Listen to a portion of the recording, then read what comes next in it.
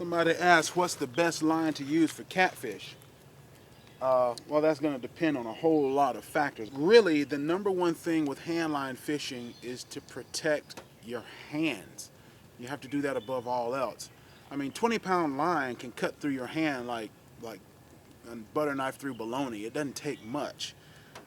So you have to gain experience with how much pressure you can put on that line and on that fish before you begin to do damage to your hands. You know, guys in saltwater, they're using 200, 300-pound monofilament. Now for freshwater, unless I'm just specifically targeting like 100-pound catfish, I don't really need anything that heavy. You know, I'm a finesse fisherman, I'm a craftsman, I'm a musician in a former life, so I'm very delicate with my hands. I'm never ever putting much pressure on the line at all. Some people are, if you just look at their hand, they just grab things like a gorilla and just, you know, that's not how I am. I'm always just sort of delicately holding the line. And musician in a former life, I was always paranoid about protecting my hands. So that carries over to my hand lines too. So one, I rarely cast. I don't really ever cast anymore. It's proven to be a waste of time for me. 107.73% of my fishing is trolling. I just don't cast anymore, but I do have a casting rig here. Mostly that's for demonstration purposes, to let people see an example. This is spooled up with 15-pound test line, about as narrow a line as I want to constantly hold on to and try to manipulate to catch the fish. Most of the time this just stays in the truck and I don't even bother with it. Most of the time it actually stays at home.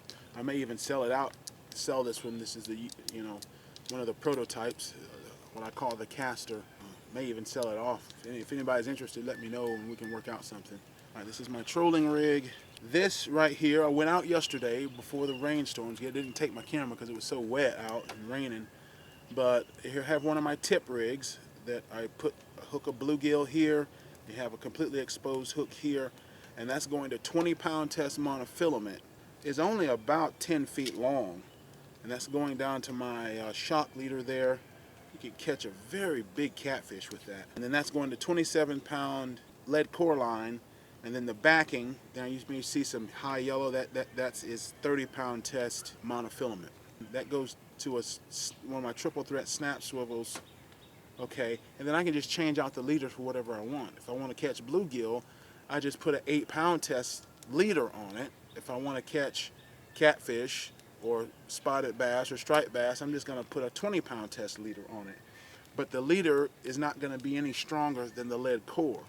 Now, so the limit becomes how dense of a lead core are you going to get? Bigger catfish, more trophy-like catfish. I would probably do something like 50-pound test backing, 45-pound test, either copper line, steel line, or lead core, and then go down to something like a leader that's stronger than this, you know, maybe 30-pound leader. Truly trophy record-breaking catfish, I'd just be running like 200-300-pound monofilament, and that'd be going down to like a wire, steel wire of like 100-pound steel wire or something, and then from there maybe down to a 50-pound test.